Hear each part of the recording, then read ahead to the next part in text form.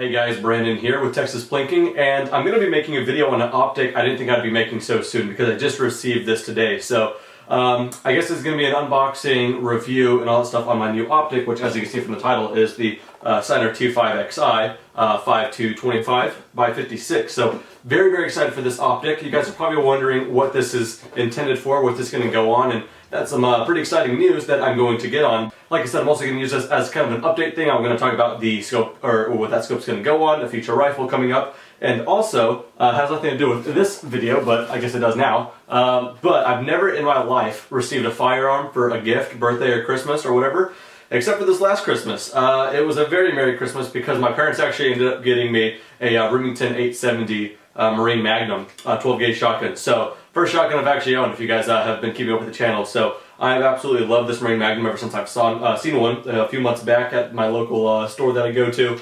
So yeah, very sweet shotgun. Haven't even shot it yet, so we'll be sure to do some videos, hopefully within the week or something like that, shooting some clay pigeons and all that kind of stuff. But yeah, super cool shotgun. Not a whole lot of pump action shotguns that excite me. That one does. That's pretty sweet. Back to today's video. So, maybe bittersweet. I'm really excited for it, but kind of bittersweet to you guys. So, as you know, maybe the majority of you guys are subscribed because of one rifle, and that is my Ruger Precision Rifle. What that rifle has done for me as a novice shooter, especially a novice long-range shooter, is get me introduced into ballistics and getting to know optics really well. And overall, the recipe is just a 24-inch barrel 6.5 Creedmoor, very well made. And so that rifle has kind of introduced me to that, and it allowed me to kind of realize, and that's a great off-the-shelf rifle. I don't think anybody's going to argue that. It is great. I mean, I was consecutively getting hits on a small target at 1,000 yards, so no problem there. But what that allowed me to do is kind of now pick and choose what I liked about it, what I maybe didn't like about it, and overall, it was a great formula for a rifle, great performer, but I just didn't need the crazy super chassis of the folding stock, the cheek riser, length of pull, all that kind of stuff. It was a bit cumbersome to adjust a lot, especially for different shooters. The cheek riser was a little different. So I ended up selling that thing with the SIG as a package because I actually did pretty good on that deal. And instead, from there, I placed an order with a custom rifle. My first custom rifle ever. I'm incredibly excited about it. What I got is an Alamo Precision Rifle, APR, Ranger, chambered 6.5 Creedmoor. I'll put a picture of what I hope it's going to look like at the end of it. It's going to have a Gray Bone Renegade stock, which is like the one on the Savage. It's just a A5 without a cheek riser. Very sweet stock, and I'm going to get it in Gap camo. Can't wait for that thing to come. Fluted barrel on the 24-inch barrel.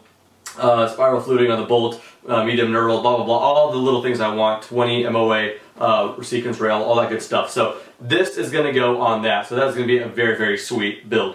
As far as the optic, why I chose this one, I knew that the recipe I wanted for a scope was 34mm main tube, checked off here, 56mm objective lens, checked off here. Reason I wanted that is because I've had the opportunity to look through a couple of Schmidt & Benders. Of course, that is like some other planet kind of stuff. And my buddy of mine has an ATACR 5-25, and I really like the look of that 56mm bell and 34mm tube as far as just how clean it looks. So I'm rambling on and on, but we're going to go ahead and unbox this. I'll talk about why I picked that one up over other scopes as well while we're diving into it. So I guess in this video we're going to find out just how convincing and good of a salesperson I can be, because this scope I picked up on Amazon for $1,600. I'm going to try to convince you guys that at $1,600 this scope is actually a total bargain. That is, of course, if it performs as well as I'm hoping for it to, but just from what I see here with all the features, the quality of it, I am actually blown away. So this is, like I said, Steiner. This is the T5Xi. This is a German optic. When I think German, I think Schmidt & Bender and all that good stuff. So obviously quality. So you open it up here, and like I said, so yeah, I got this on Amazon for $1,600. I'll put a link in the description if you guys are looking for a similar scope as well. We'll just go over the contents real quick. It comes with this little bag here with the Steiner sticker, the Allen key for the zero reset, cleaning cloth, 2 batteries. I already put one of them in the optic itself. As far as everything else, I think just kind of like instruction guide on how to use the reticle. This is the SRC reticle. This is a mil-radian scope as well with 10th mil per click adjustment.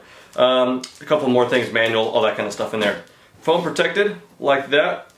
And yeah, very nice packaging. In here came the 2 flip-up covers, which I've already put in here. Not sure what that's for. We have a little sunshade here as well. And then, this is kind of cool that they include this little throw lever as well. So, I don't know if you guys can see that, but this throw lever, so you guys can make quicker adjustments on the zoom. That's actually pretty fluid. I don't know if I'm going to need that. I might just throw it on there just because why not? It came with it, but it's actually a pretty fluid adjustment. Not too easy, but you know, you don't have to really torque it. Anyway, and of course, you would hope it comes with the optics. So, I'm just going to rest it right here. First thing I'm going to say is it reminds me a lot of the ATAC-R as far as its dimensions. Both of them are 5 to 25 by 56s.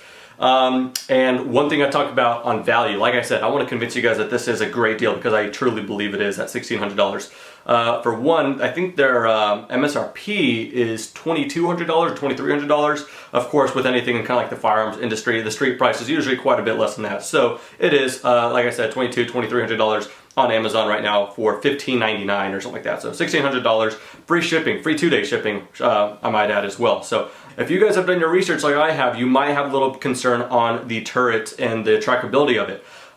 Back in 2015, when these things were a little early, before they updated it, they failed a couple tracking tests. They would be off quite a few mils, sometimes they would drift or whatever from what I've seen. This is now 2018, just a few days here, but now these new generations, the videos I've seen, they track dead on. I don't see anything comparable other than Schmidt & Bender's or Night Force ATACers or whatever, or some stuff that tier 1 stuff, you know, $2,500 plus gets you. So this now, the newer generations, 2017, 2018s that you could buy right now, are just tracking unbelievable. Anyway, feature rich. We'll just kind of run through some of the specs and I'll just talk about impressions. The specs are, like I said, 34mm tube. I have some Vortex rings on the way, which I believe Vortex gets them from Seekins or something like that, but they're labeled Vortex. So anyway, yeah, 34mm main tube. That allows a ton of adjustability with the turrets, as we'll get to in just a second. 56mm bell allows for a lot of light in. On the examples I'm going to show you guys, I took pictures with my phone and of the reticle, and this is at dusk. Because of daylight savings time right now, it gets very dark here in Texas around 5:30. So I took these pictures at about 5:30, just before maybe. So the sun's already down, it's been down for a while, so trust me, it's very dusk outside. I showed you guys some examples how it looks like at 5 times magnification all the way to 25 with and without illumination. I'll label that as you guys see. So yeah, it's gonna look a little digitally, but that's because of the phone's ISO, the high ISO setting. The scope itself actually gathers a ton of light in because of the bell. Like I said, flip-up covers come with it, which are actually very nice quality. These are made by Tactical Tough. They're made in Canada, and they can even fold down a little bit further as well, so that's pretty nice. Same on the back as well.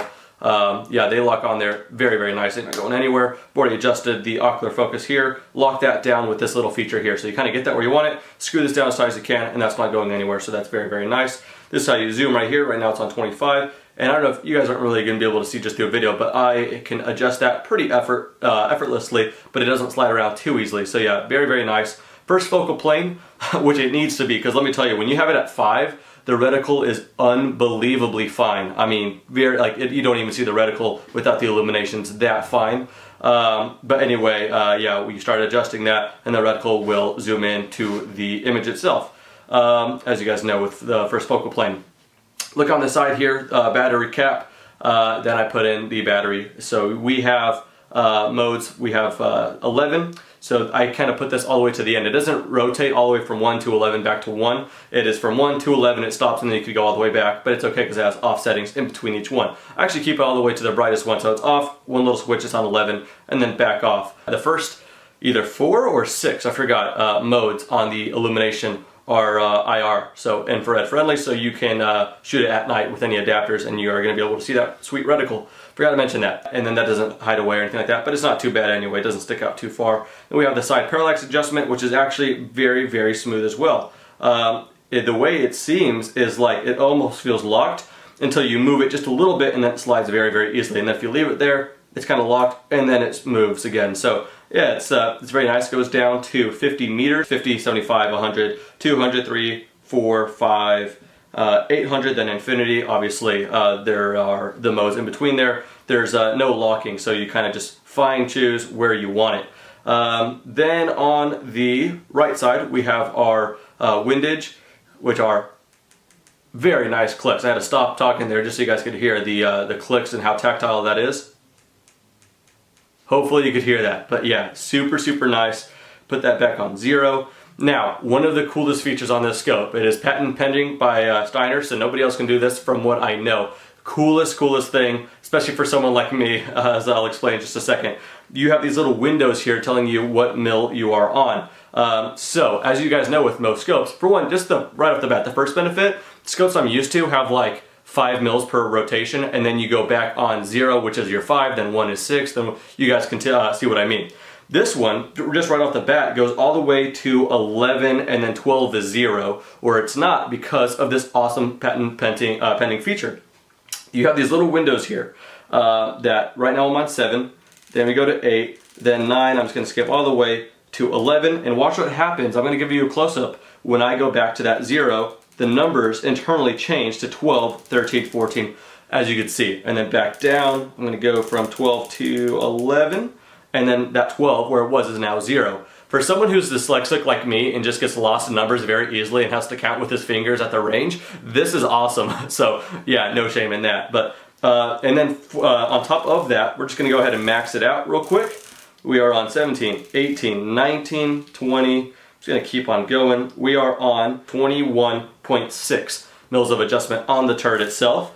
And you get more than that on your reticle holdovers. This is a huge thing I love about this scope. I'll show you guys the reticle as well right here. One thing I've never understand on the crosshairs, obviously you need the side ones on a tactical scope. You need the mils or the minutes markings. The top ones people don't mark too much because you're not going to really need the holdovers there. I understand that. On the left and right, you obviously need that for the windage. And then on the bottom, I don't know why they just don't make that longer than usual. They kind of just like put enough there, maybe like 8 mils. Maybe less on sometimes, and then the black bar, whereas this one goes down to 20 mils. So you could literally, on my ballistics, if I were to put this on my Ruger precision rifle, I'm not adjusting more than, I have to double check my math here, but I'm definitely not adjusting more than, I think, 8 mils, or maybe no more than 9 mils, I forgot, somewhere in there for 1,000 yards. So with that said, I cannot do, or if I want to, I could not make any adjustments. I just purely use holdovers from 100 all the way to 1,000 without making a single click. And still, I have double that available to me in just holdovers. And when I run out of that, then I can start dialing.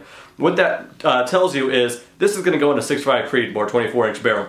This scope is going to go out to range more than the effective range of the 6.5 Creedmoor. So that's great. No more running out of mils, no more running out of mils and holdover. My max effective range with the SIG and the combination I had on my RPR. The way I had set that up, I believe at, I think at just about a mile, or just under maybe, I had about 1,600 yards, I would have run out of clicks and holdover. So 1,600 yards was my max effective range with the Ruger, whereas this one will go as far as that 6.5 wants to go. So that's what I was looking for. Very nice. Have I convinced you guys yet that this thing is a steal at 1,600? If not, I guess we'll just kind of dive into actually, let's dive into the competition. What I was considering before this, I actually bought this the day after I first found it. I was on Amazon looking around.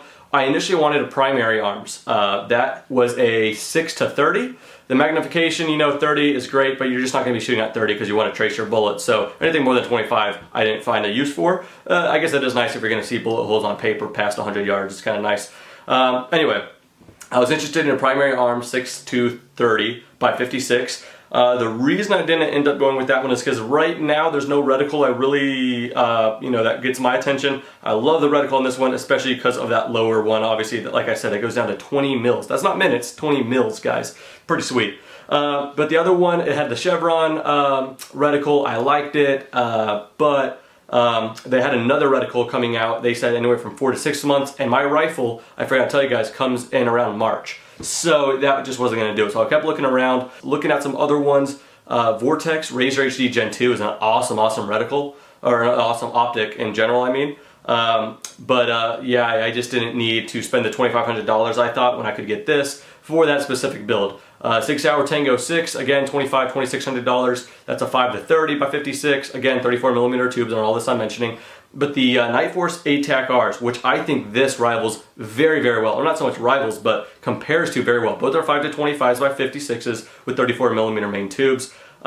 Yeah, so that goes for $29.99, so about $3,000. Depends on the reticle, but about $3,000 for those. Again, at $1,600 for this one. Right now, from what I can see, the just build quality of them are absolutely great. So I just didn't need to spend the $3,000 on this rifle. It's not out of this world to spend the same amount, if not double what your rifle costs, but my rifle sets me back about $2,400, $2,600 with the tax because they're in Hurst, Texas, so I had to pay that. But anyway, for a $2,400 rifle, an $1,600 optic like this one was going to suit that just fine. I love Night Force. I love their ATAC-R series. That's going to be for a future build. If I were doing like an Accuracy Internationals or a Seiko TRG 42, 338 Lapua or whatever, I'll be more than happy to spend the coin, the $3,000 on that. But for this particular build, I think this is going to do it just fine. Let me know what you guys think. So I kind of ran over all the specs. If you guys did not know about the scope, as I did not just about a week ago, hopefully I enlightened you guys on this as well. So that's kind of all the specs, everything I really needed to run through. If I haven't showed you guys all of the scope cam pictures and all that stuff, I'll be sure to drop some of that in there right now. But yeah, let me know what you guys think about the Steiner optics. You guys might know a bit more than me just because I just recently started looking into them. But yeah, super happy with what I'm seeing here. And the unfortunate thing is it's going to be a while till I'm putting it in use on that rifle. Again, like I said, in March. So I'm looking at another 2.5 or so months, maybe 3 months. But anyway, hopefully that will come sooner than later. Anyway, I'm rambling on and on as I usually do. That's going to do it for this video. Quick, first look in my first look on the Steiner, I have to keep looking at the box, T5Xi. Yeah, I'm natting you with this thing. But anyway, let me know what you guys think. Feel free to let me know some of your guys' favorite optics for the money or whatever. But that does it for this one. Like I said, link in the description. $1,600 gets you this scope right now. I think that's great, great value for your upcoming precision rifle build. That's going to do it for this one. I keep saying that, so I'm just going to go ahead and end it now. Thanks for watching.